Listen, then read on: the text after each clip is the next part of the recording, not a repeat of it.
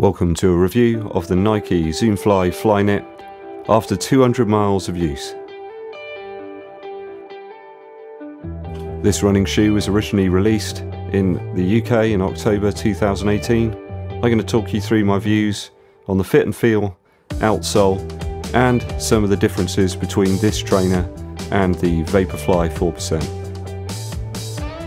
Firstly, the outsole, holding up very well after 200 miles of use.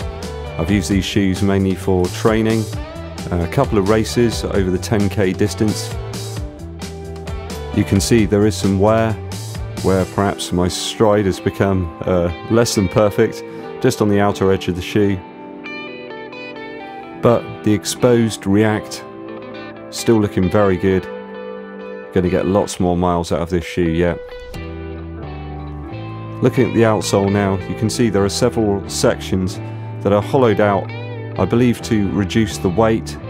This is a slightly heavier shoe than it appears.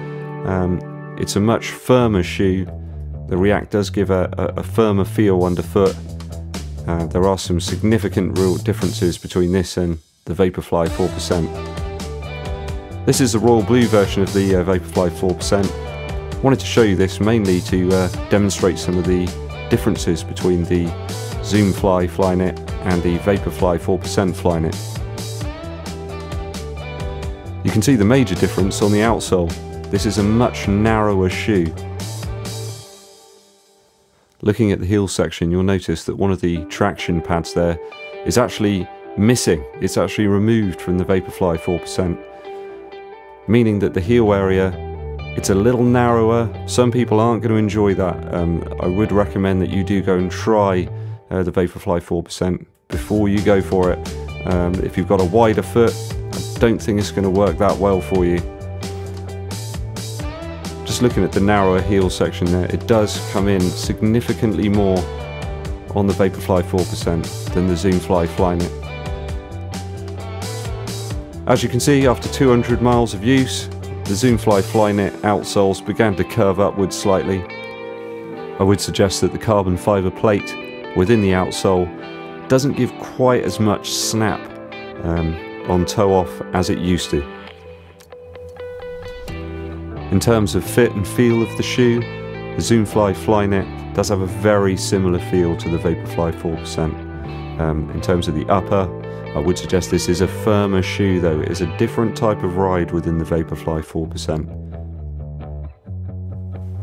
Also owning the Zoom Fly, I would suggest that the Zoom Fly and the Zoom Fly Flyknit are a closer match, and I do lean towards those for shorter 5k races. Welcome to the channel, my name's EDDBUD, here to give you my honest shoe reviews. Here we go. Today guys, we're looking at the Nike Zoom Fly Flyknit. The Nike Zoom Fly Flyknit. Here it is, the original colourway. This was released back in October of 2018. I picked this up pretty much straight away after release. I was very excited about it. I first saw it on Kofuzi's channel. This has been a really great shoe for me. I've put in over 220 miles into this shoe.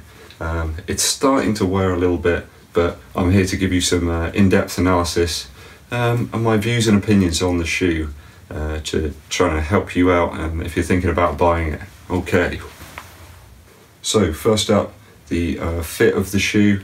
I would certainly say this is true to size. I'm a UK size 11, so a US size 12. This fits me perfectly, true to size. I haven't had any issues with it in terms of discomfort or blistering, anything like that. Literally worn this shoe maybe for about 60 runs, various different types of runs, but no problems in terms of the fit of the shoe whatsoever. Lacing hasn't really been much of an issue. I know that some people that have reviewed the shoe said that they had some problems getting locked down. I haven't really experienced that at all. It's been a very easy shoe to lace and to kind of get going. You know, when you want to get out for your run, you don't want to be messing around for too long. It kind of feels a little frustrating sometimes when that happens, but it's just really easy to lace, really easy to get a lockdown feel in the shoe. Certainly feels supported around the heel area. I've had no issues at all. Comes with my highest regard. One thing I would note is that the Flyknit does seem to stretch and give a little bit within the first few runs. You'll find maybe the shoe does feel a little tight to start with, but within a couple of runs it kind of evens out a little bit. It loosens up just a little bit. I don't want you to get the feeling that it completely loosens. No, just a little bit. Enough give there for running. So moving on to the feel of the shoe. I've been lucky enough to run in several of the current Nike running lineup. So the Pegasus 35, the Turbos, the Zoom Fly Originals, and also the Vaporfly 4%. I would say that this shoe does seem a little firmer than some of those other offerings in the current Nike lineup. There's a lot of React here. React's really great. It's a hard wearing material. React is a great midsole material. There is a lot of that React here, and it does feel quite firm. I've used this shoe to do a couple of races, two 10k races, one which was predominantly on sand, Western Supermare, the Christmas Cracker, and another race in near Bournemouth in Boscombe, that was predominantly on road, and it's quite firm. In terms of the feel of the shoe, you do have the full length carbon fibre plate as you get in the Vaporfly 4%, so you do get that very unique kind of toe off, that springing feeling as you push forward. That has started to disappear a little bit over time. Bear in mind I've done 220 miles in this shoe. You can certainly see that I've done a lot of miles in this shoe, but that has started to disappear a little bit. I wouldn't say it's disappeared completely, just has started to disappear a little bit. You can still see the shoe is pretty rigid, which part of that is the carbon fibre plate, but it does disappear after a while, so do expect that if you purchase this shoe. I would suggest that the Nike Zoom Fly, the original, to me does feel a little bit more responsive. The Lunarlon foam in the original Zoom Fly, it does seem to give you that bit better feel for the surface that you're running on. The React it's cushioned, but to me it just feels a little firm. You don't really get that connection with the surface you're running on as you do with the original Zoom Fly. In terms of the feel, I'd suggest it's still a great shoe to run in even after 200 miles.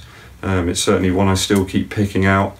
It's in the rotation for all sorts of training runs, tempo runs. Like I say, I've raced in this shoe as well. You could do all of those things. One thing I would suggest is that it's not a great easy day shoe. This isn't the shoe to pick up for that. If you want something for your easy day, I would suggest going for the Pegasus 35. You can pick it up at really low prices now if you look around, so pick up that one for your easy days. In terms of wear, as you can see, there is some considerable wear on the very edge here. I've got pretty sloppy, I think, on a couple of runs. It started to peel away, but actually the traction pads, there's still lots and lots of material left there. The front of the shoe, there's some wear, maybe around the edge here and the back edge, but it's still got loads of life left in it, so it's still going to stay in my rotation for a considerable amount of time yet. In terms of the cost of this shoe, I purchased it for around about £120 upon release, so it is more on the expensive side. I would suggest that if you can stretch to it, it's a really great shoe to have within your kind of rotation. You could probably get away with having this and probably one other shoe, maybe a more easy day shoe. That'll be the perfect combination really, but yeah, certainly comes with my approval in terms of the value. I think it is a really great shoe. Nike have really hit the spot on this one. As you saw in the photos and images earlier on, the actual outsole is a little thicker in this portion here against the Vaporfly 4%, so it does give a little bit more of a stable feeling in terms of the ride. So that's something to consider. Then again, I'd always recommend trying a shoe out before, if you can. Buy online, yeah, it's great. Sometimes prices are really good, but if you go into a store, you can truly experience the shoe for yourself and see if it's the right thing for you before you shell out a lot of money on a training shoe. Hey guys, I hope you've enjoyed my review of the Nike Zoom Fly Flyknit. If you have, please click the like button and subscribe to the channel. There'll be lots more running shoe content very soon. Be seeing you.